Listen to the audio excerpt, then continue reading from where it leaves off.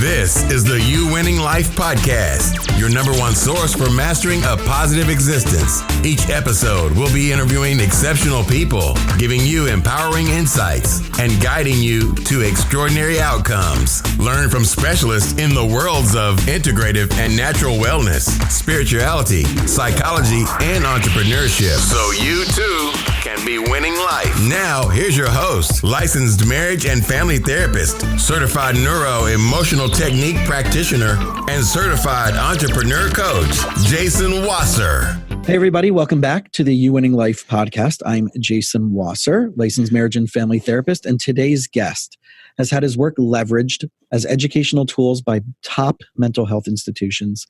Eric Christiansen's films migrate from the entertainment arena into environments that help audiences navigate the profound collateral damage trauma creates, not only on the individual, but the family and the community as well. As a trauma survivor, he lost his home in the Santa Barbara Painted Cave fire disaster. So he definitely understands trauma, the resilience of the human spirit, and how important hope is to the healing journey. He has previous films such as Faces in the Fire, Homecoming: A Vietnam Vet's Journey, Searching for Home, Coming Back from War.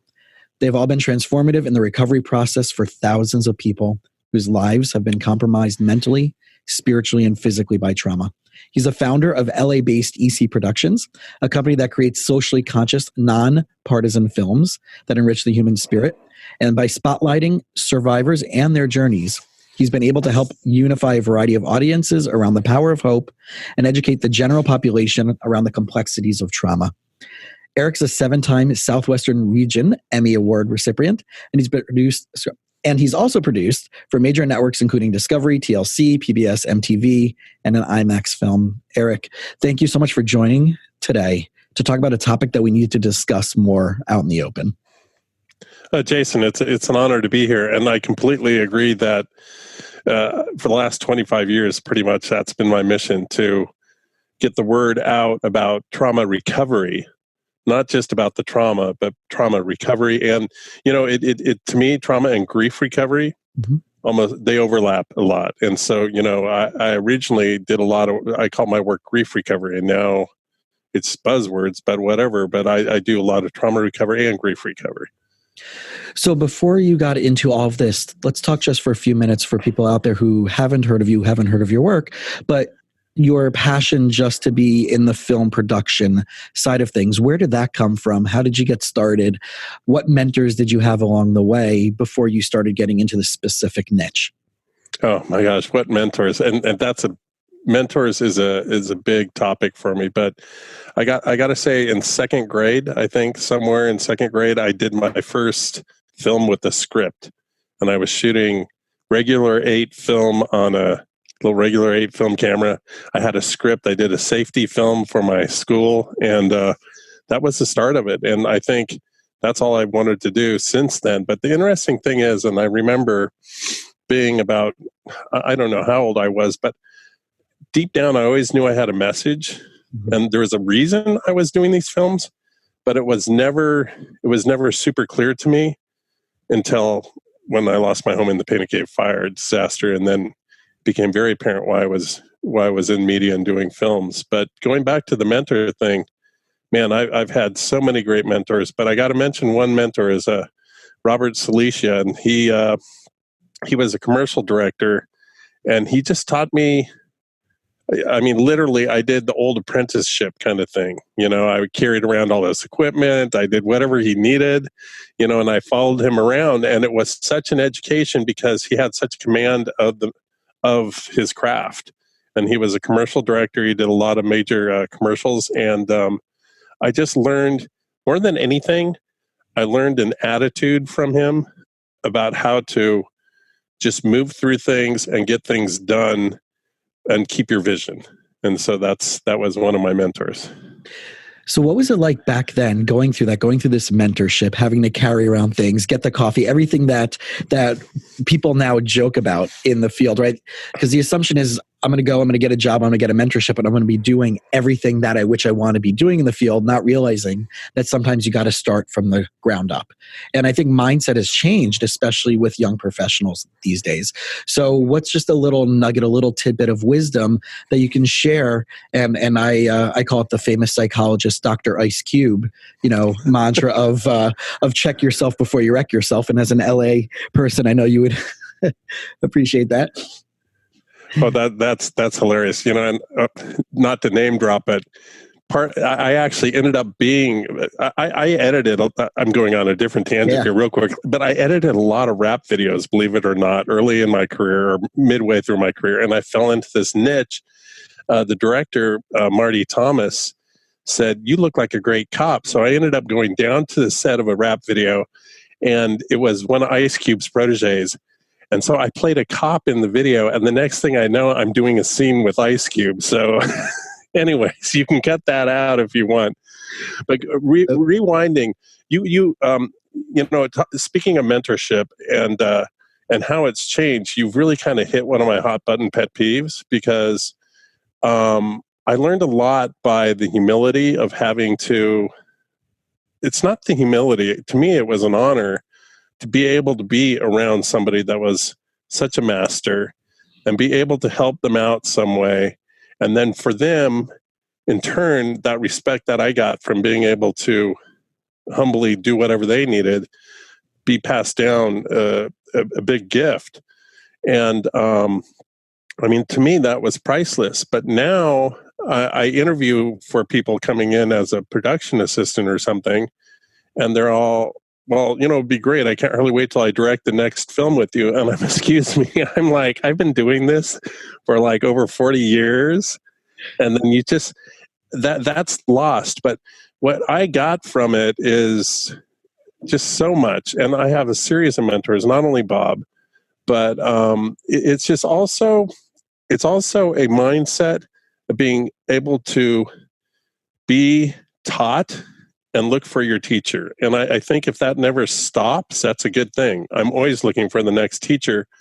If it's in my craft, or if it's in life, or how to be a dad, or how to just be a better husband, maybe. I don't know. It's a mindset that you learn that, unfortunately, I think a lot of it's been lost. So I don't want to be the old guy saying, "Oh," but So, well, you haven't said "get off my lawn" yet to anybody, have you? No. So then you're good on that department. But what it sounds like you're talking about is the trait of humility, right? And I think that this, as a therapist, when people come into me, they're sitting here and pointing fingers at the person across the couch on the other side and saying it's their fault, fix them. I'm not really ready to take the responsibility for what I need to do to change my life. So it sounds like when people are showing up for these type of internships, or they're starting off in a career or a field that they're new to, that they have to have the patience and the humility to gather the wisdom and the insight from the people that they're standing next to or sitting next to. And that's, that pointing, that finger pointing at that humility, it's a tough thing, and it's a tough pill to swallow. And, in my life, I've been part of a group of men in recovery, and part of my program there is, accepting the fact that I am an alcoholic, basically, and I've been doing this for now 28 years, clean and sober.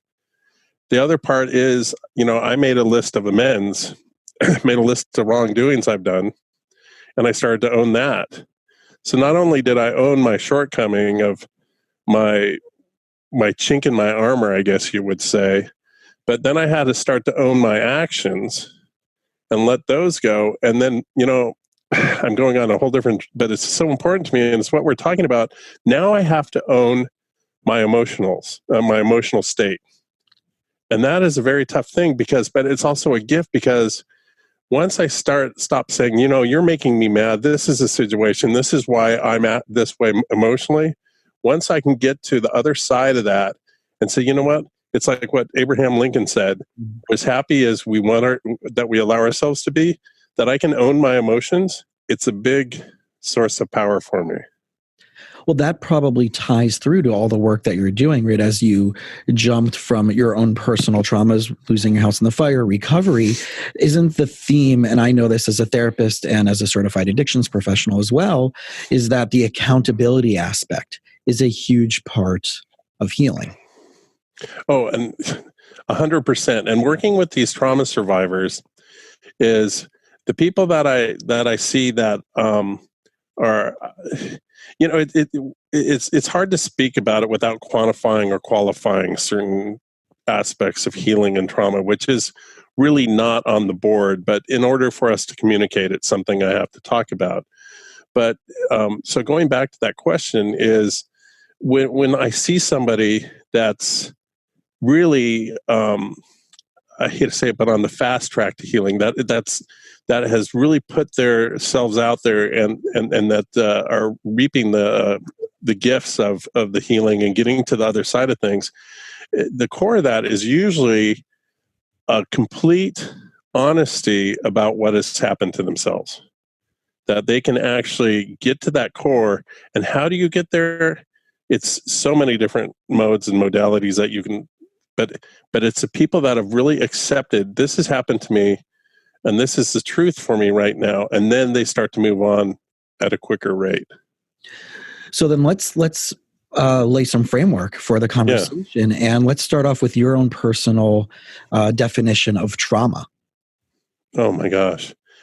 You know, I'm very careful with my films and with my work not to always coin the word PTSD or the acronym, because as you know, it's a series of symptoms that produce what they call a disorder, the post-traumatic stress disorder. I really back away that, and how this kind of answers your thing. I retreat back to trauma, because trauma, again, it's not something you can. I've learned in the years of my work, it's not something that you can say, well, you know, my dog died, and then somebody else has lost somebody in a car accident. You can't quantify, or you can't really say, oh, this is worse, or that is worse. You know, so with quantifying it kind of takes away the power of the trauma to the individual. So how do I define it? I define it as something that nicks your soul. That's something that like is tough enough, that cut through. It's not an everyday thing, that it's kind of like, it's kind of nicked your soul. It's like it's shot through, got deep enough where, you know, this thing is not really going away. It just really affected me. So it could be practically anything. So the actual definition isn't like a material or physical definition, but it's really to the individual to identify how deep did that go. Right. So one of the work that I, one of the modalities that I use with my clients is called neuro-emotional technique, or NET, and it's a clinically researched mind-body protocol that originally came out of chiropractic to find why the body wasn't healing for certain injuries. And then they extended it into the whole emotional realm. And Dr. Scott Walker, who was the founder of it, found that emotions actually get stuck in our body in different places. And using the Chinese medicine meridian system, he kind of templated this whole experience of physiological responses that don't get resolved will turn into emotional and physical traumas. So one of the things that I do with my clients is kind of helping them clear out these old stories, these old experiences, these old memories, right? That, and it could be as simple as them stubbing their toe when they're 5 and they thought they saw a parent laugh at them, or they legit went through something like losing a home in a fire, or abuse, or military experiences where they had to take a life or see their friends' lives being taken.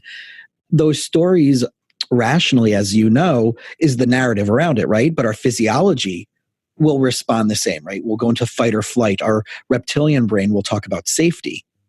And when those right, and when those parts of the brain are not in sync, the rational neocortex brain and the old memory, which is the mammalian brain, and the reptilian brain, which is that fight or flight, aren't in sync, we have what we call post-traumatic stress or anxiety or panic, all of the symptomology of what you and I are dealing with.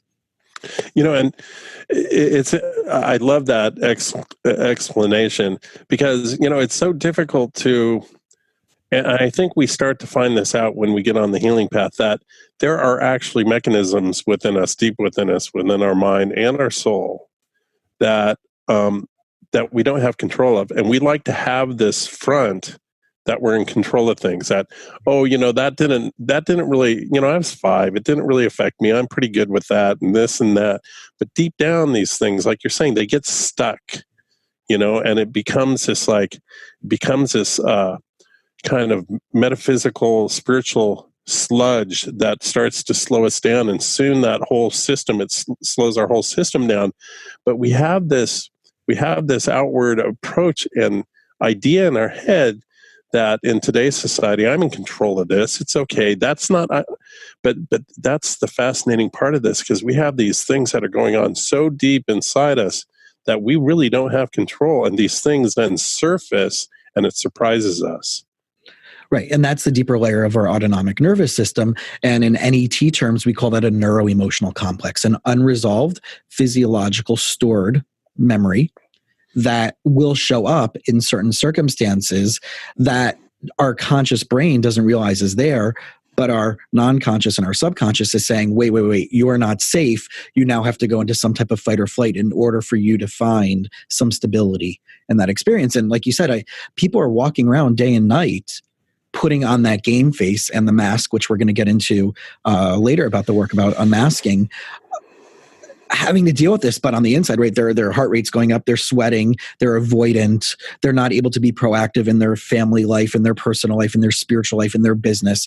And this is all of the work that I want our listeners out there to understand, that this is not just a military thing. This is not just a domestic violence thing. This is not just a first responder thing, but this can happen to anybody at any given point in their life. Exactly. And that's where my work is headed, to try to make that awareness known, that, it just, to me, and we talked about this, is the military experience, and the military experience of trauma in wartime is just an acute, example of trauma, and I work with Dr. Arya Shalev out of New York University, and one of his main concepts that he's constantly repeating is, those get so much play, but trauma is something that occurs every single day. Yeah. And then it starts to build up, exactly like we're saying. Then it becomes, to me, I call it a spiritual sludge. It's more of my spiritual layman's nomenclature for it. But, yeah. And then it starts to slow us down without us even being aware of it. Well, it's interesting. I happened to be in your neck of the woods in LA for my birthday, July 4th weekend. And I was actually in the shower on Friday morning when that first earthquake went off. Oh my God. Yeah. And I'm like, and I had no clue what was going on. I'm like, okay, someone shut the door and it was vibrating the wall, like that reverberation. I'm like, oh, this isn't stopping. And that first thought in my mind was like, oh my God, what do I do? Do I go out into the street? Do I grab my clothing? Do I stay here? Do I not? Is it going to stop? Right. Because I'm a Fort Lauderdale, Miami guy, so I'm not used to earthquakes. And right, as you remember, there was a sequence of them over the entire those couple days, and that night for fireworks, I remember being on the roof of my friend's building, and the whole time, instead of enjoying the skyline of all the fireworks from all the way down from Venice to wherever they were all over the city, my first fear is, oh my God, what happens if we're on the top of the building and another earthquake comes? Yeah. And everybody else is just chilling out and hanging out. And this is what's going on in my mind. That's a great example of a stressor that will hold someone back from being able to be present in any moment. And that was a little bit of hypervigilance there. Right. And isn't that part of, so to speak, the diagnosis of these type of scenarios? Yeah, but then you're sitting next to the California guy like me, and the one thing about that one earthquake, it just kept going a little bit longer than I thought. I'm like, oh no, is this going to turn into the one they've talked about? Or am I just going to kind of ride here and experience this surreal kind of shaking, because we've been through them before. But if you're not used to it, it becomes, that hypervigilance, and it's stuck in ourselves, and we're like, oh my gosh. So yeah. So as you were transitioning in your career and you were doing, like you said, you were doing rap videos and other things. So what was that transition? And we're going to jump back more into the PTSD, but I still want to talk a little bit about the, your experience as a whole in this industry, because there's a little bit of a mystique to being in video production and doing videos and doing all this stuff. And so I want to talk about the realities a little bit of what the grind is like, for lack of a better term, versus that you're people out there who are just YouTube creators or Instagram influencers, about the amount of work time, because you've been doing this for 35 plus years now, right? Yeah. So yeah, go on. Oh, no, please finish that last part. So what has that been like for you to go along from that journey where, from where you started doing stuff for second grade all the way into the rap videos and those different experiences that then led you into the work you're doing and the amount of effort and time and training and travel and workshops and reading, like what's that journey been like for you? There's really, what comes to mind, there's kind of three components to that. And the first component is, I went to California Institute of the Arts in the 80s. And I went to school with a lot of the folks that ended up going to Pixar and working and changing the world through Pixar. And I mean, it was a very dynamic time. Tim Burton had just left, it just got graduated. And so it was super dynamic artistic community down at CalArts. And I got so open to so many different forms of art. We'd go to the dance and because it had all the different crafts there, and it was like fine art. And so it really blew my whole world open. And I became, coming out of there, I became an editor, and a lot of that editing and a lot of that, my early work was a lot of flash, and it was a lot of I want to get in front of this. This is going to look really amazing. And I did extremely well. And, but when the Painted Cave fire hit, in Santa Barbara in 1990, and, it took my home away, all my material things that I had in my life. And I was left just basically with my relations with people and things like that. And it took me 7 months after that to kind of figure out it was God's calling card for me. And I had this chance to wipe my slate clean, and how that really it was kind of twofold how that operated in my life. Number one, I got clean and sober after that. And number two, through getting clean and sober, I'm like, oh my gosh, how am I going to function now? How am I going to be the artist? I can't even smoke pot because I'm clean and sober.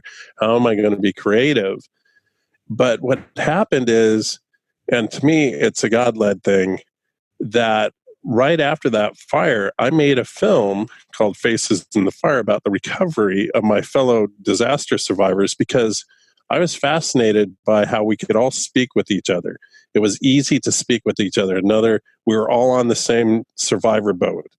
But the public, it was very difficult to bridge that. And I'm like, why don't I use my talents?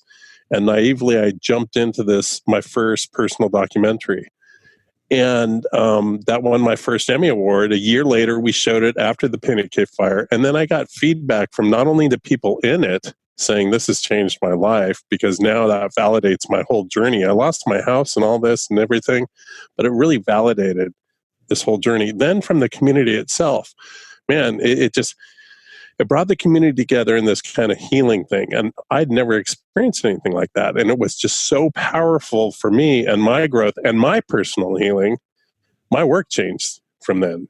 And I mentioned the rap video thing kind of jokingly, and I was still doing some rap video after that, but I could only do that I only did it for another year or so. And I said, I can't do this anymore because this isn't part of my value system anymore, So I moved on to other projects and things like that. And that's, and it was a big step, but I think God laid the calling card down and he laid the incident down. And then I leveraged it, basically. I said, this is an opportunity instead of something that was taken away from me. And I look back on that. I have the picture of the fire in my office, and I go in there and I'm like, wow, if that thing could turn into the best thing that's ever happened to me and change my life, then all these other little things, if I just give it time and work through it, it's going to it's going to play itself out. Then, the second part of that is, being in the industry and continuing to working on these type of projects. It has to be a calling instead of commerce for me. If I put the calling first, when we go out in the field and we're doing these films, when I did my film Searching for Home, Coming Back from War, all my films, I tell the crew, I go, the people come first, and our transparency comes first, and us supporting them through this and them telling us their secret story comes first in the film second. And everybody's like, wow, that's so counterintuitive. But we're kind of this, instead of filmmakers, we're kind of this healing crew. I'm very careful about the people that come into the inner circle that actually deal with the survivors. And, but, that's a part of this, is that you have to have such a core conviction, commitment to work this way, because it is not necessarily commerce. It's more of a calling. I've been able to, I'm blessed with some funding angels, and I've learned how to work the system to be able to get basic amounts of funding. And thank God my family, and especially my wife, has supported me we'll be married over almost 27 years now, and has supported me through this whole adventure. But then the third thing I'd like to say, for the industry and for everybody listening, is, I'm coming to the realization you never really arrive. You see all these people in Hollywood and you're like, oh man, it's as like Barry Jenkins that did Moonlight. He did If Beale Street Could Talk. Oh, he's arrived. He's done this. Da da da. But then you really get one-on-one with these artists, and you meet them in person, start to talk. They're always looking for the next thing and the next level. So how that relates back to me, I'm in this big change, this big shift for me, taking with Unmasking Hope, and now I'm writing a feature based on Vietnam vets and their healing. It's the next step. And so I was just down at the American Film Market pitching my film and working with a lot of producers down there, rubbing elbows with everybody in the industry. And I'm like, oh my gosh, there's still yet another level, and I'm like, and I'm open to it. And at 56 years old, and some people don't think that's too old, I'm like, what an exciting thing. It's double-edged for me. What an exciting thing to have such a huge dream at this age and not just be retiring. The other thing is, Eric, are you like insane doing this? Because what are the really chances of this happening? But my producers, it's like, okay, keep moving. I just talked to her this morning. Get the script done, get this done. Let's get this in front. So there's always the next step. So that's the three levels. And I hope your listeners can really take something away from each one of those.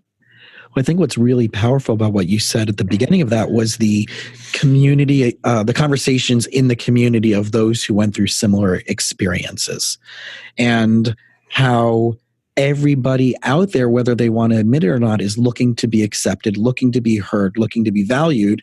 Whether they believe that they're worthy of being heard and valued is one thing. And I think that's part of the shame and the trauma package that we all go through, no matter what our journey is. But I think the focus on creating community, whether it's in a 12-step recovery community, whether for addiction, or whether it's for trauma, or through connection through movies, or people watching certain TV shows, in a way it becomes a little bit tribal, right? Mm-hmm.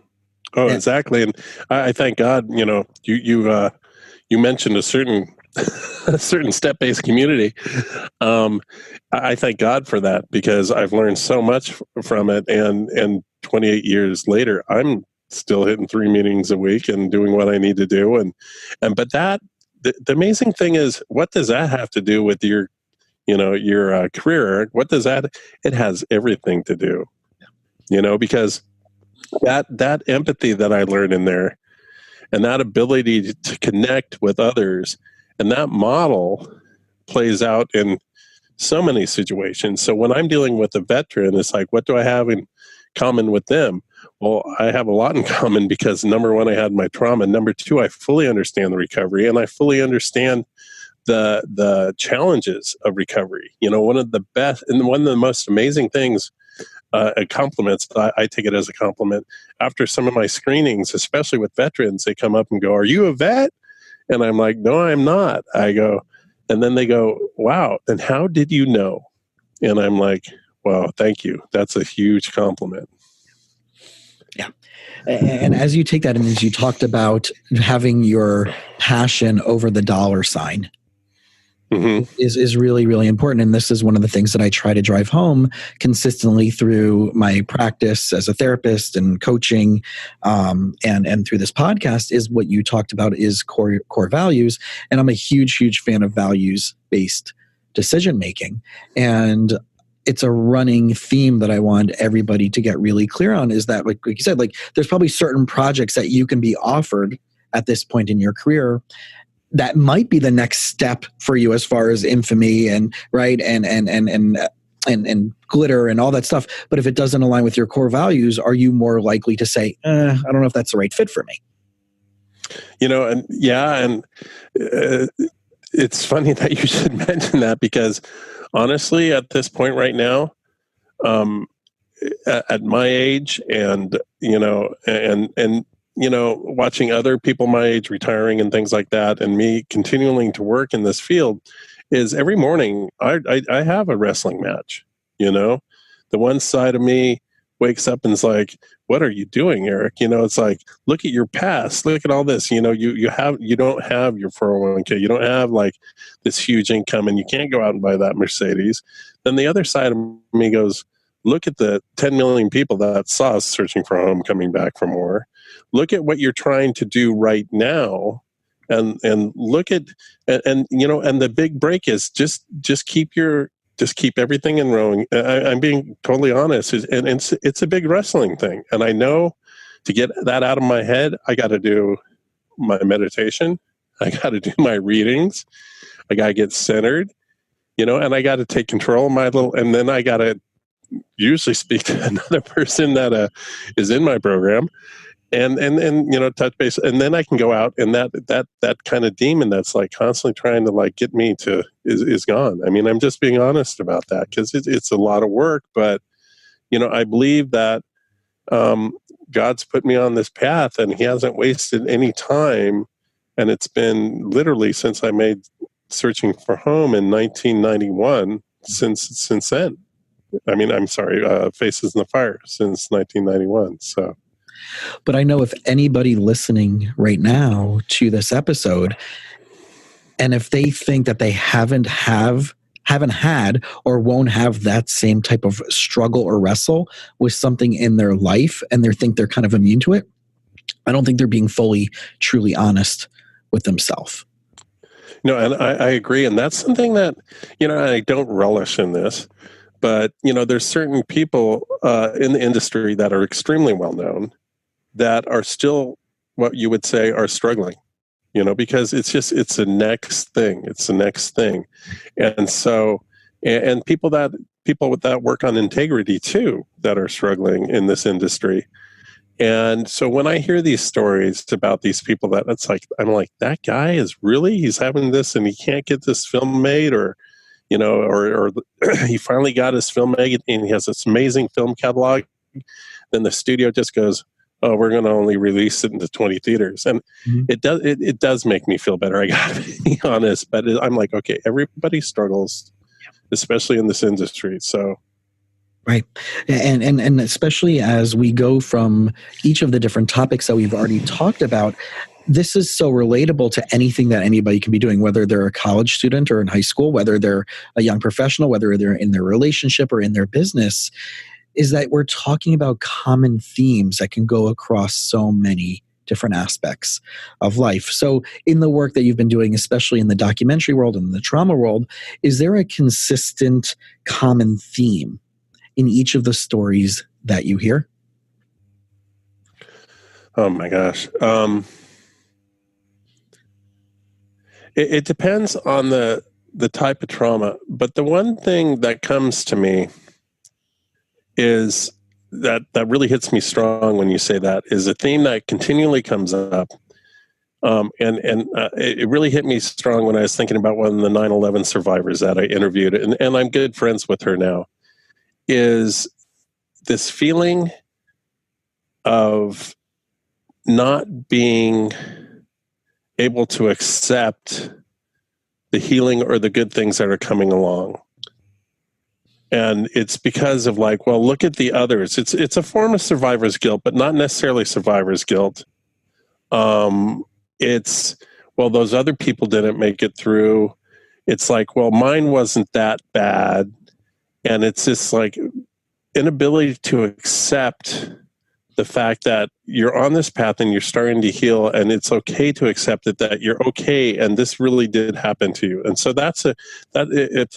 I'm sure there's a clinical name for it, but it's not quite survivor's guilt, but it's an inability to accept good things happening to them and to be able to accept the healing, because look at this other person, look at this.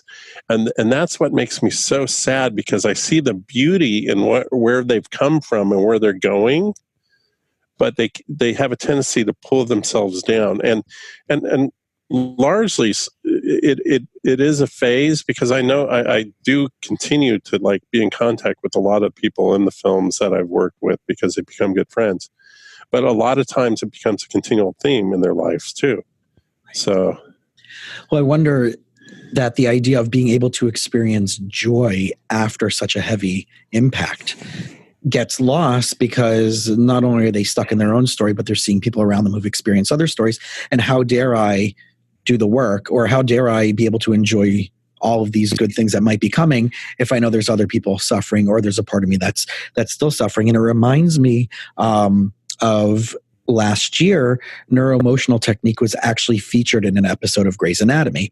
And one of our associates works with a bunch of people in the Shonda team, and for their own work, apparently. And when they were thinking about trying to figure out what technique to use with one of the main characters in the show, who was a vet, I'm not sure the name of it, it's the male doctor who is a vet in the show, who has experiencing PTSD, they thought to use NET for that experience, for him to go through his own therapeutic work. And the theme was around being able to experience joy after whatever traumatic that person went through. And one of the things that I use with my clients, especially if they've gone to therapist, whether it's physical therapy or chiropractic or orthopedic rehab or emotional therapies for something that they're seeing me for now to get unstuck from, is starting off everything with the phrase, I'm okay getting better, or I'm okay getting well. And then we use a neurological muscle test to determine whether the fight or flight is kicking off or not. And of course, they rationally want that. Of course, people want to get better. They want to feel healed.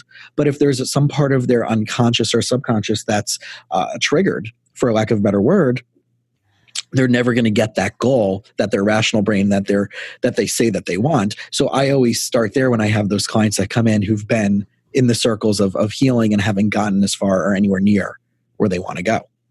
You know what's fascinating, because when you were talking about that and using these basically steps to get there, these certain like baby steps, is I am thinking about one of the 9/11 survivors, Becky, and who she was an artist before 9/11. She didn't do any art for almost 12, 15 years after. She was just starting to dabble in art when we met her, and now she's really taken off. And it's interesting because her artwork actually mirrors where she's going. And you can really see it reflected in her choice of colors, her subject choice and everything. And it's a joy to watch. But it's interesting because I don't want to say it's not external, because art is so connected to the soul, but it's an outside activity and a reflection that she's producing of herself that she's constantly using to get into another level. And it's really exciting. And I'm very excited to go back, because last time we really interviewed her was a year ago, and her art has taken off. And so to go with what she was painting when we were with her to what she's painting now is like night and day. It's really, really exciting. And it's true, because as those layers are peeled away, I kind of see it as like husks of the onion peel, right? Mm-hmm. That the more those layers are peeled away, the more we can become our proactive, soulful, engaged person that can reach their potential versus, I think the term that they use is neurological hijacking, which is what's happening during these experiences. I love that. Yeah. And I can't remember which doctor coined that phrase, but it's out there in the academic world of what's happening in our nervous system when we're exposed to these experiences, and we will fully be able to come out more into the world, into our experiences, into our relationships at a higher level and a higher frequency. The more we do, the more we do this work. So I'm really, really curious because you spent a lot of time working with vets, and I also have, like I said before, about 20% of my practice has been military, both while they're in and post. Is what do you think the military can do better in helping while in active duty and subsequently when they're now leaving that community? Well, I mean, there's I think there's two different levels there. I think there's more of a scientific kind of clinical approach level. And I think there's more of a homeopathic kind of connection, and I'll just touch on the more clinical level is Dr. Amit Ekin, one of our supervisors out of Stanford University. He's working on finding markers that show that what population sectors are more susceptible to PTSD, because everybody doesn't get it. People have to understand somebody can go side by side through the same kind of trauma, and one person won't necessarily be affected by it, but the other one will be deeply affected by it. So Dr. Amit Ekin is developing through literally tens of thousands of MRIs and all sorts of clinical research at the highest levels up at Stanford, discovering markers that will identify people that are coming into service that are more susceptible to PTSD. So maybe those people don't necessarily have to be in a war, in a war zone or be on the front, et cetera, et cetera. The other thing that he's developing post is finding markers that will really mark people towards what kind of modality of treatment will help them recover quicker from their trauma. And so, as we all know, and as a clinician, that it just one size wrench doesn't fit everybody, because there's so many different kinds of ways to approach this. So that's a secondary thing.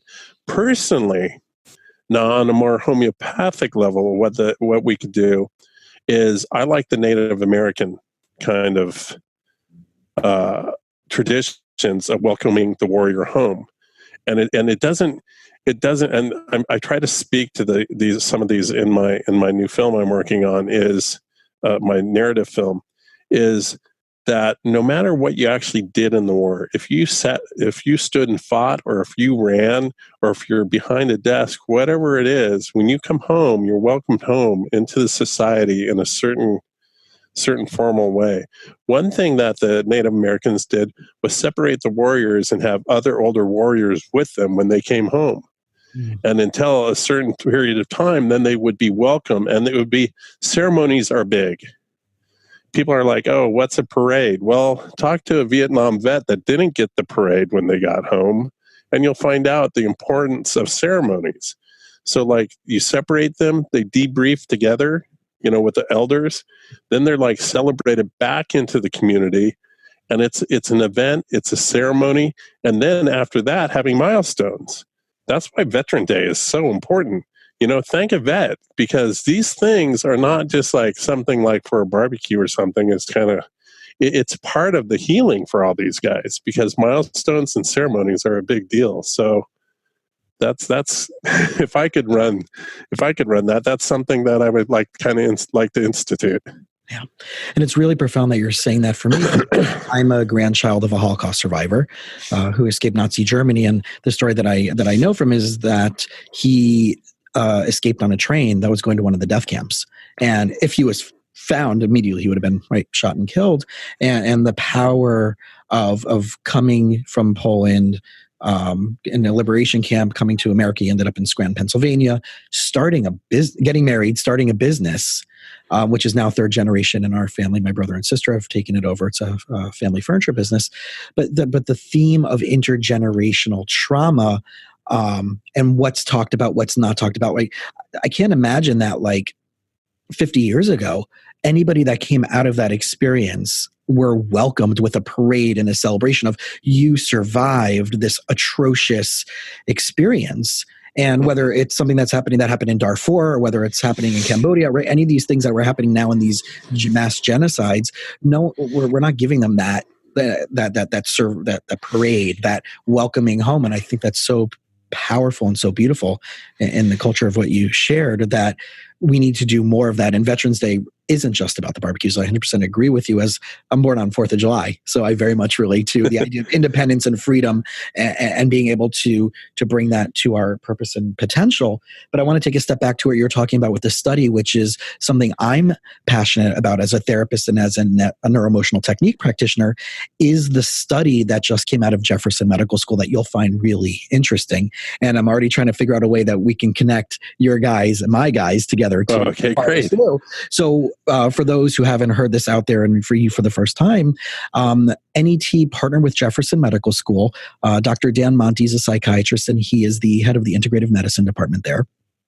And he partnered up with Dr. Andrew Newberg, who's one of the top neurological imaging specialists, who was at Penn Medical, is now at Jefferson. And Dr. Newberg's study, which you would also, as a spiritualist, you would find interesting, is neurotheology. What happens to the brain during spiritual and religious experiences? So he did the neuroimaging side of the NET study. And what they did was that they took cancer survivors who were still having post-traumatic stress, even though their cancer diagnosis went from active to neutral. And they mapped each of their brains. And when they went through the narrative, their own words that was read back to them of what it was like the moment that they got diagnosed, they put them in an fMRI and mapped their brains during that. Then they exposed them, they had the group that was exposed to NET, and there was a group that was exposed to a sham mock version of healing. And then they remapped the brains again when NET, after the NET treatment. And they found that within 3 to 5 sessions, if not all of the experience, that somatic experiences of trauma and anxiety disappeared, but also majority, or if not all, of the areas in the brain that lit up when re-exposed to that memory and story. Wow. So the work that's being done out there between what you were talking about and what's happening out of Jefferson Medical in collaboration with the One Foundation, the net arm of research, there is things out there for people to tap into. So if you're listening to the show and you are going through any type of traumatic experience, stress, anxiety, whatever it may be, that this modality, neuroemotional technique, is journal published, clinically researched, validated, and there is some incredible stuff. So I would love to see if we can get your side and my side together talking. So so you and I are going to hopefully commit to making that happen as we off camera and off podcast. But I wanted to share that with you, so you could, especially being involved in the trauma community. That's beautiful. Yeah. Right. So all that. So I think there's that integration of, like you said, that clinical side and that homeopathic side, which is this natural approach to get out, because the talk it out therapy takes so long. And as a marriage and family therapist who's trained in clinical talk therapy, psychotherapy, I was having anxiety and panic attacks after a traumatic experience in my life. And someone introduced me to NET, and within 2 to 3 sessions, my panic attacks disappeared. Oh my gosh. Yeah. And a month later, I took my first training, and I've had this conversation with people in my field, and the story I use, the joke I use, is that if I had to make a choice between giving up my license as a therapist and never practicing NET again, it would be a no-brainer. Oh, would be. That this tool has changed my life, has changed thousands and thousands of people over the world for the last 35 years, including the 40, 50 clients I see a week in my office. Yeah. And it's happening from chiropractic and body docs, chiropractor, acupuncturist, physical therapist, and the mind docs, the therapy world through this modality. And the research does support and show, and it's been published in the Journal of Cancer Survivorship. Yeah. So some really cool stuff happening. That's exciting. Yeah. So what do you, from your experience, like you said, thousands and thousands of people have watched and experienced your documentaries. What have you seen to be the impact from that? What are people talking about? What are they doing? What are they jumping on? One, the people who have been in your documentaries, and two, the people out in the community who have participated in watching and engaging in the documentaries. There's three different levels to that. Is the individuals in the documentaries themselves, that's actually the participants, and that's one level. Then the people that are not necessarily truly affected by trauma or don't think they are, that are watching, and then the people that are affected by trauma that are watching. So there's three different levels. So let me go back to the participant level. With the participants, I can say almost virtually all the people that have participated in the films, going back to my first film, Faces in the Fire, they've had some kind of significant advancement in their healing. It's been a milestone for them. Sometimes it's almost life-changing. I have so many stories that I can draw on, and I'm trying to figure out some of the best. But I guess I can talk about a gentleman in my film, Searching for Home, Coming Back from War, Fat Cowboy. He was a Korean war veteran, Purple Heart Marine, salt of the earth. I remember when we first interviewed him, he's like, "What the hell are we doing out here?" And he was just so not into the whole mode of, or the whole process of what we were doing.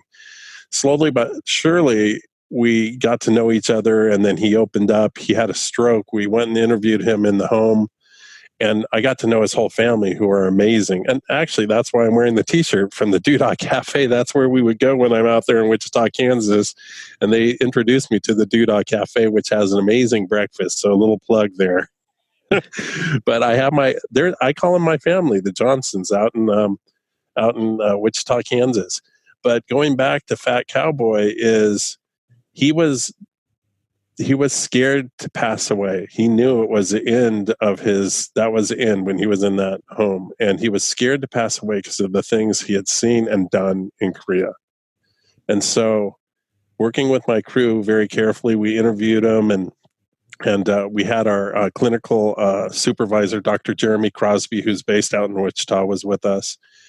And so we were able to work with him, interview him. He was able to see some of the cuts of the film. He was very excited about participating in something like this.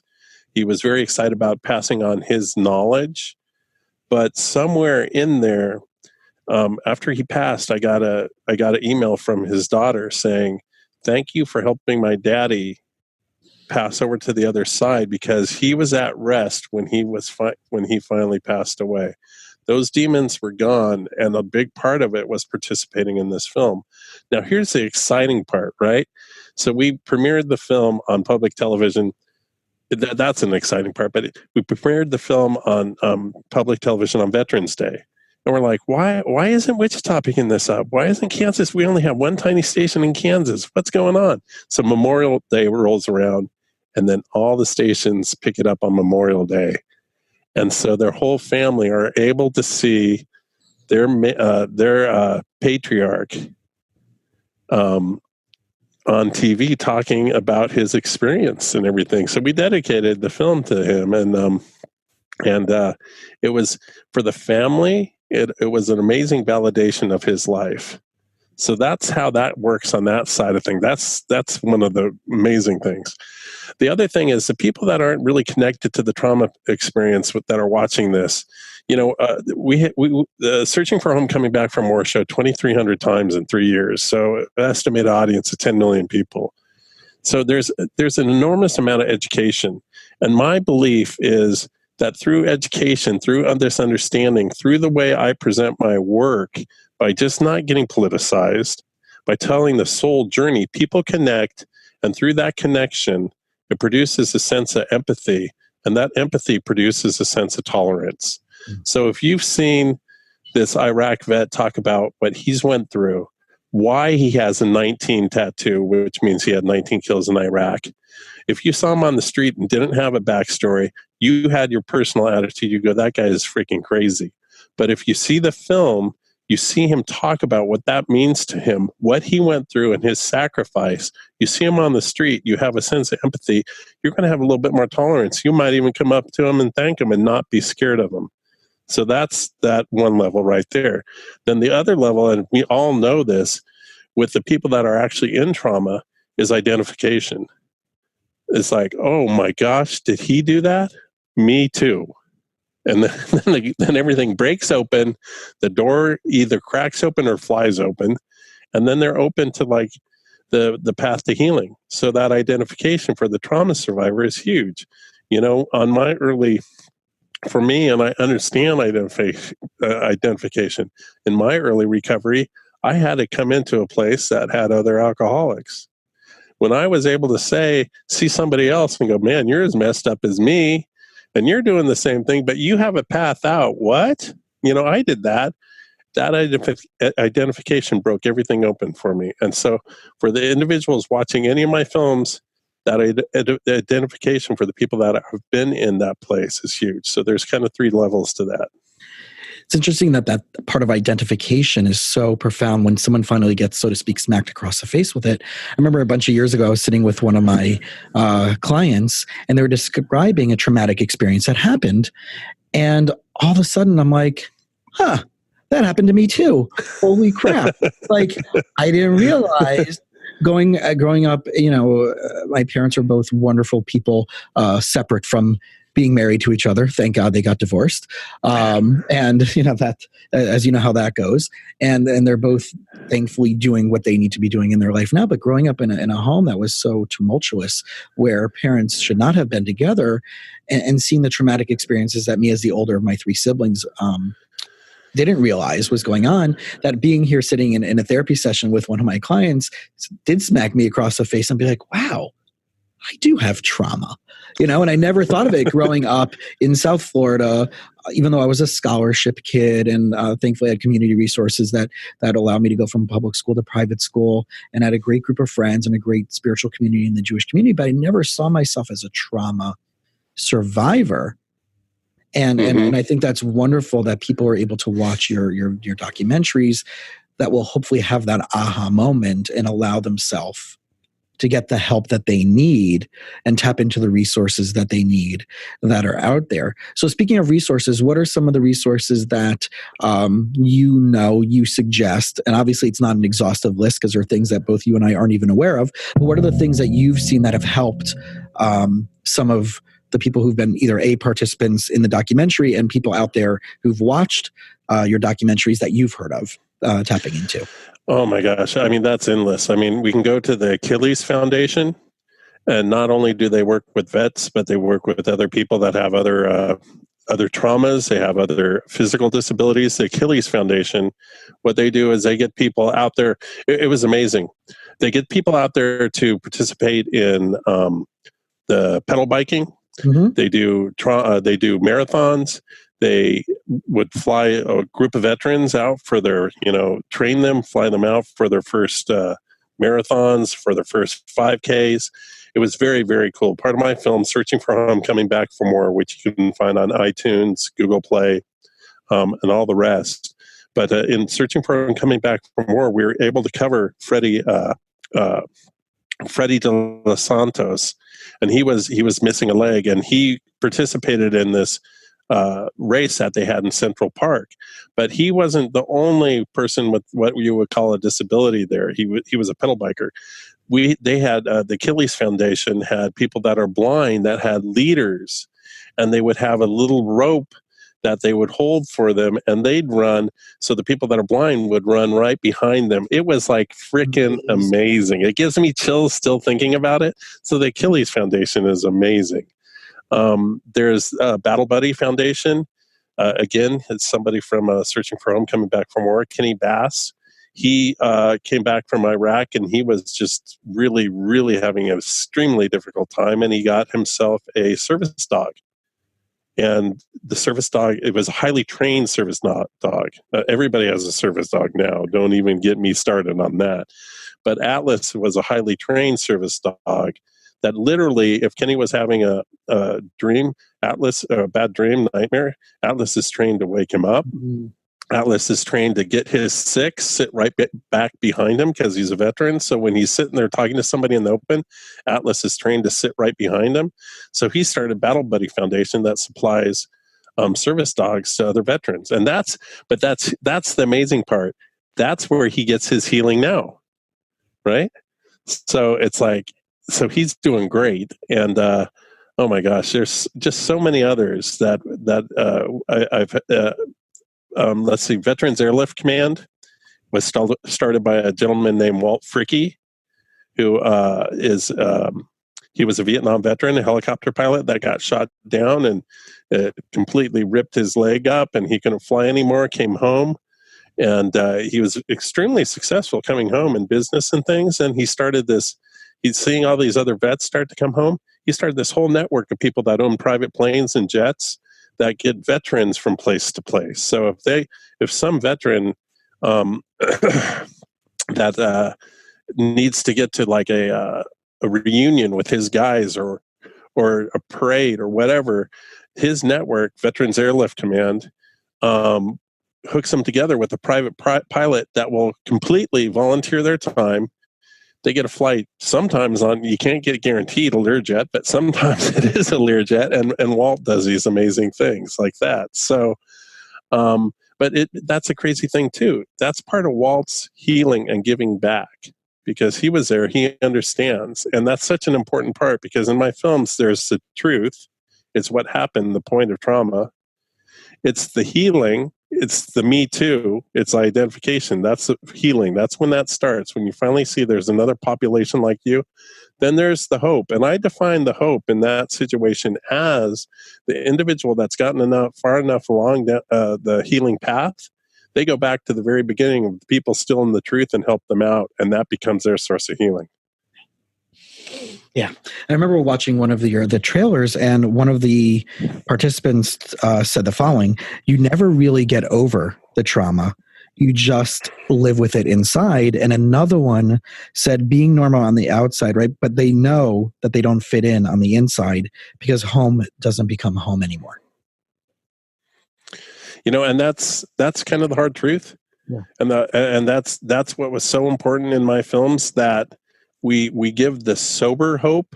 We call it the sober ending, that, we want to give them hope and we want to give them, quote, a happy ending, but it needs to be sober. And that's that little extra shot, is that it is the truth. They're never going to go back to normal. There's no perfect cure. I'm never going to go back to this is my belief. And then I know there's some controversy, but for my belief in my recovery, I'm never going to go back to being a normal drinker.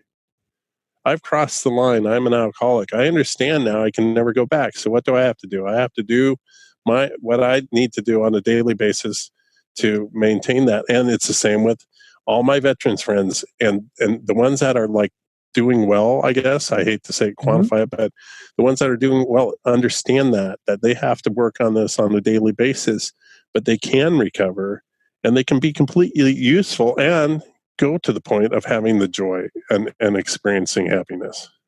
And that, again, goes back to the resources. It goes back to consistency. It goes back to rhythms and rituals, having a life that has meaning, that has order, that has purpose involved on a daily basis. And one of the things that I've been thinking about through this entire time that we've been talking, in your experience, have you seen any differences between how men and women respond to these traumatic experiences that they've been through?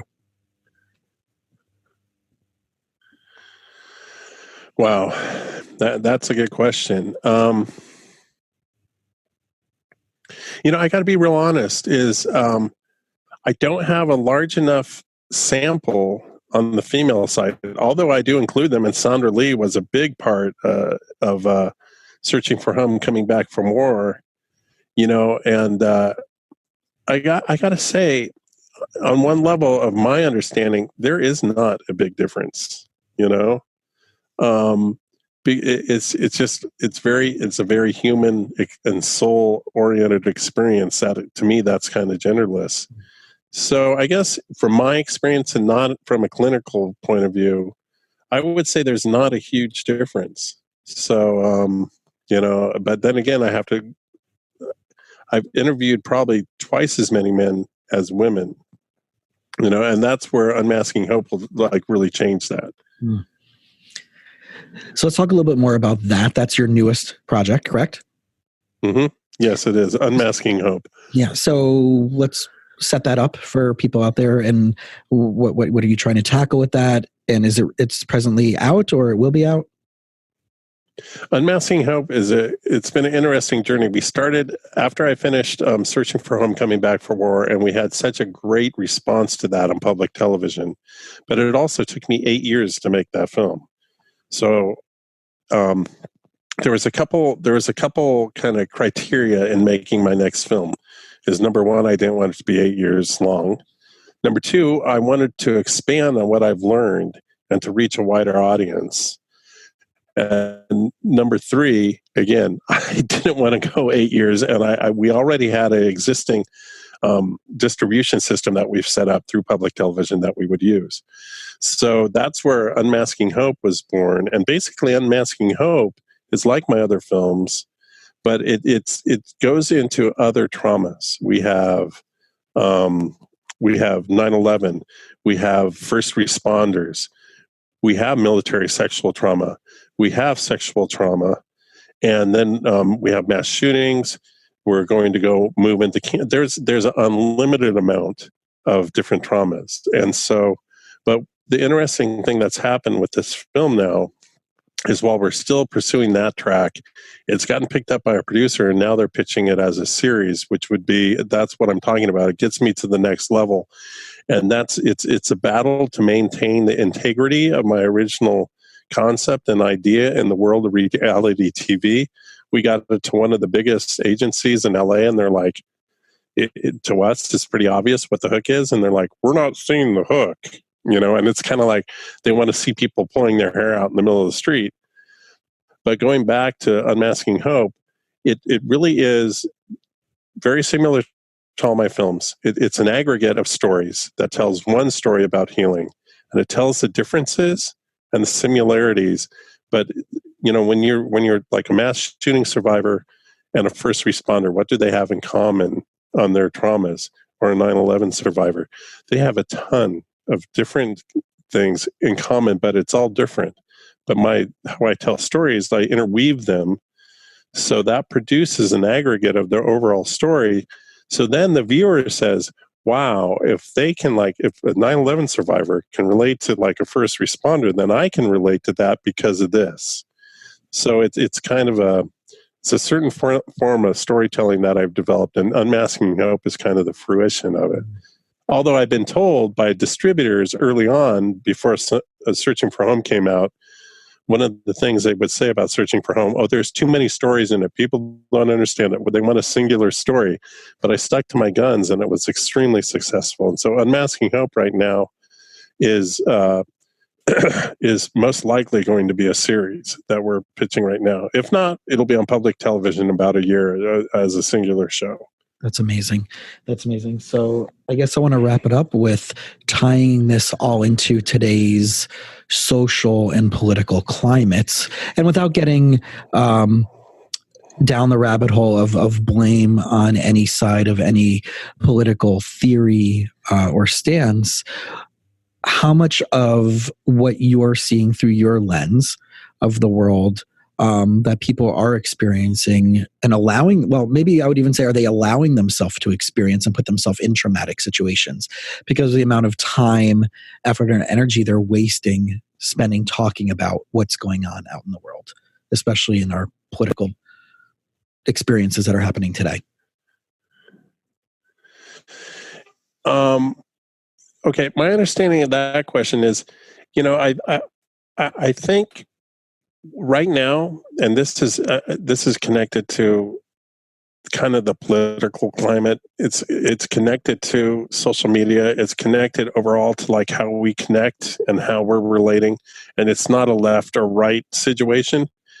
Is people are slinging mud both ways, and things have come down into sound bites, into tweetable things.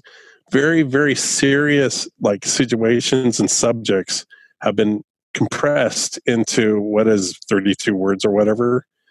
And so I think a lot of people's thinking has gotten into that, and it squeezes out all the gray area. So it becomes black and white. So the people that are like stuck in that, the marginalized groups, the people in trauma, the people that are like in that area, the homeless people, why don't they get, I mean, this is just an example with the homeless. Why don't they just get a job? That's the easiest thing to do, to say. So things have been compressed, and our thought process has been formed into soundbite-ish, right or left, black and white kind of thinking. And my hope in my work is that it expands it. It breaks that out of that into like, oh, wow, there's two things that I have to deal with here, that it's a lot more complex than just throwing something out at a dinner table and saying, this is the way it is. It's a lot more complex than that. There's gray areas, but here's the toughest thing for people is that I'm going to have to think for myself about how I feel about this. And then in order to do that, I might have to empathize, and it's very, very uncomfortable to do that. Does that make sense? Okay. And so I think this discussion and this whole political arena, it's not a party thing. It's on both sides. It's compressed things into like bites, right and wrong, black and white. And these issues are so complex, and people have lost the ability to take the time, breathe in, empathize, look at their neighbor, look at different races, different religions, breathe in and like understand that it's just not a black or white thing. That I have to empathize because they have families too, and they're seeking the same thing that I'm seeking, which is a very difficult position to ask of some people to take that time to actually empathize. Does that make sense? Does that kind of answer your question? Yeah, completely. One of my good friends is actually a clinical director at St. Joseph's down in Santa Monica, which deals with homelessness and mental health. And we've had these conversations about like, well, what would it be like to build a community and like a retreat center type environment for those who've gone through these experiences and bring them there and do rehabilitation and voc rehab and emotional stuff. And the thing she kept coming back to is what she shared with me is that all they know is where they live at this point. And that experience around that became their community. So to take them out of that experience, even though politics on one side would say, well, let's get them out of the city. And politics on the other side is like, well, no, we have to keep them in the city and just throw more money and more resources. And right, is the ability to have a dialogue, which I 100% agree with you, on both sides, but to come with boots on the ground solutions at so many different levels. And that's where I see some of the most effective, going back to this real quickly, where I see some of the most effective programs for veterans are these people that have been there. The people like Pam Pyre out of Maine. Her son came home and he was really damaged by PTSD, and she got him through the whole system. And then she realized after getting her son through the system, there's other guys coming home that don't have a mom that's going to advocate for them. So she started the Wounded Heroes of Maine, this nonprofit in Maine that started going out and helping guys navigate the system.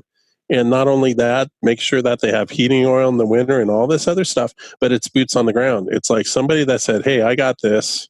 I learned how to do this. Now I'm going to give it away to somebody else. And I got to say, Veterans Airlift Command is very similar that I talked about. Battle Buddy, it's boots on the ground. It was Kenny. He just started that, and he's going full guns. I'm not sure about Achilles Foundation, about what their background is, but it's these small people that see it as a problem, and they start to deal with it on a regional, smaller basis. So there's a lot to be done, and there's a lot to talk about. Definitely a lot more for us to talk about, for other people to talk about. So if people wanted to see the documentary, I know you mentioned it, that it's on iTunes and other places. If they wanted to do a showing of the documentary, if they wanted you to speak or to get in touch with people connected to the documentary to bring it as a resource into their own community, how can people do that?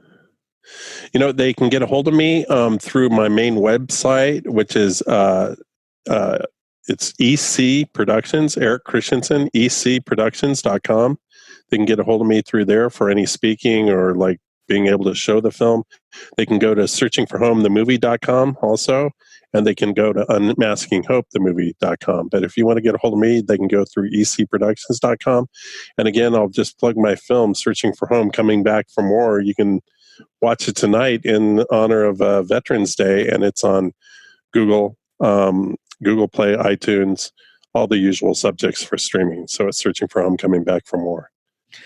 Eric, thank you so much for doing such an incredible service, not just as it's part of your own healing and your own therapy, but being able to bring this out to the world again, like we started off with this is such a profound and powerful topic that no matter what our background, no matter what our experience, we can all go through something traumatic. And, as a therapist, I want to impress on people out there to go find the resources, whether you're military or you're civilian, right, from that lens of the world, that there are incredible therapists out there. There are great resources out there. There's, like we talked about before, neuro-emotional technique. And if people want to find a certified practitioner near them, they can go to netmindbody.com. They can find out more research about they can find out more information about the research on onefoundation.org. And obviously, like I said, check out Eric's documentaries, reach out to him for more resources. And in the show notes, we'll have a list of all those organizations, as well as what you mentioned and what I mentioned. So Eric, thank you again for hanging out and spending this time with me today. Thank you, Jason. This is awesome. Thank you. I appreciate it. My pleasure. Thank you. Oh yeah, thank you. That was great. Good. So we got work to do. We got to make some contacts. We got to make some connections. How do you want me to? Can we do that? Can we connect your guys up in Yale with my guys at Jefferson? Yeah. Let's say I have connections in New York University, and okay. Dr. Shalev works with Dr. Mitek at Stanford. Yeah. Okay. So let's figure out. So how do you want me to do that? Do you want me to just email? Email me. Let me give you my email, and just CC Ariel on it. Yeah. Go for it. My email is ec@blupus.com. That's my main one. At blueopus.com. Cool. Yep. Awesome. All right. Yeah. Because there's definitely universal reasons why this interview happened. And I literally just came back from an NET conference, and they were going through the clinical research, which I've known about, but there's also a documentary called Stressed. So just as a side crazy note, as you were talking about homeopathy, and my whole practice is mind, body, integrative, and alternative medicine for emotions and mental health stress. The documentary was taken off Amazon because there's a little bit of something going on in the powers that be between Amazon and Google and Dr. Mercola. I don't know if you're familiar with, who's he's an MD, but talks about natural medicine. His website went from 30 million views down to 1 million views because it's being throttled. Oh my God. And there was just a Google whistleblower that came out and had an interview with him about that. They were doing that because big pharma funding is behind a lot of the investments. Wow. Yeah. So our documentary, Luke Segreto, who I would love to connect you with also, his father actually was the former president of the One Foundation, but Luke, the son, did the documentary Stressed, which is on Google Play and iTunes and a few other places. But it'll be cool for you to see that documentary. And I'd love to get you connected and see how we can maybe utilize all of your skills and tools for now. What are the resources available out there for people going through trauma, from whether it's military or, if that's a project or that someone might want to take on. Oh yeah. From the healing side of the coin. So just a lot of connections for us to. Yeah, definitely send me all your contact and mention that so I can take a look at that, and let's stay in contact. Please. Yeah. Are you ever out in South Florida? No, Florida is funny. That's one place I haven't got to in a long time. I went there once for a convention, but I've gotten to all the other states, it seems like, a lot. But no, I'm afraid not. But I was going to say, if you're ever in LA, though. Yeah, I was there. Funny enough, I was there twice in the past few months. I'm not sure when I'll be out there again. Maybe there's another NET conference out in. Actually, I wonder if maybe for the day of research, maybe they would let you go as a guest. I'm going to try to make that happen as an introduction for you to see all that would be great. Stuff. Yeah. And because I know they're doing it, I think I have to look when they're doing it, but it's in the next year. They're doing with the advanced, which is 1 day of the research and then 2 days of the modality for other things. But at least to sit in on the day of research, maybe. I'll connect you. That sounds great. I'll connect you with Dr. Walker, with Dr. Deb, who is the wife of Dr. Scott, who is the co-founder. Okay, perfect. So, yeah, so good. So this is all meant to be in many, many ways. So, yeah, totally. I agree. Thank you. Awesome. All right, good. So we'll be in touch, and I'll keep you posted when this is going to be released. And I'll give you the Dropbox link, so you'll have all the social media clips. Oh, excellent. And then both the audio and the video of the interview. Great. Cool. Yeah, it's funny. Searching for Home came out like over 3 years ago on public television. We had a theatrical run over a year ago. So it's been out for about 4 years, and we just got a 5-year extension on the public television. Cool. And so we've been running back. We've been kind of like fired up our social media. Instagram wasn't a thing then, but our Facebook is really active. So yeah, I'd love to get it out there. Yeah, so we can definitely, if we can connect somehow the One Foundation. Okay, great. Stuff with it, with what you're doing out there. Yeah. One of the guys that Fred did, which was the former president of the One Foundation, he was working with a guy named Rory Patrick Hamill. I don't know if that name's come up throughout your. So he's out in Jersey, and he had a phantom limb pain, and he's a military. Oh, yeah. And he went everywhere. I mean, he was on medication, and and he was depressed and suicidal. I don't know if they took down the clip. If I can find it, I'll send it to you as well. But he interviewed Rory after he went through NET with him. Yeah. And now this guy has like a gazillion followers on Instagram, and his life is, he's competing. And send me that. I have a couple below the knee amputees and things, that particularly Doc Jacobs, that is like suffers crazy phantom pain. Okay. Yeah. So functional neurology, chiropractic, there is a ton in chiropractic. Functional neurology chiropractic does a lot with that, but also and physical therapy with the mirrors and all that, like, the mirror boxes and all that. But NET, like I said before, if I had to, God forbid, give up my license, and in California, everybody's a life coach, right? So, right. So, as you're right. So it's like, what's the point of having my license now that I'm no longer taking insurance anyway? But I need it in order to practice NET, because it's only licensed clinical medical professionals. Like NET has just become my passion, and bringing that to world, both military and civilian, with stress and trauma and anxiety and food cravings and addictions. And we can talk for hours about all that. Oh, okay. So yeah, but I'd love to learn more for sure. Yeah. So, all right. So we'll make sure those things happen. So cool. Great. Thank you. Thanks for listening to the You Winning Life podcast. If you are ready to minimize your personal and professional struggles and maximize your potential, we would love it if you subscribe so you don't miss an episode. You can follow us on Instagram and Facebook at Jason Wasser, LMFT.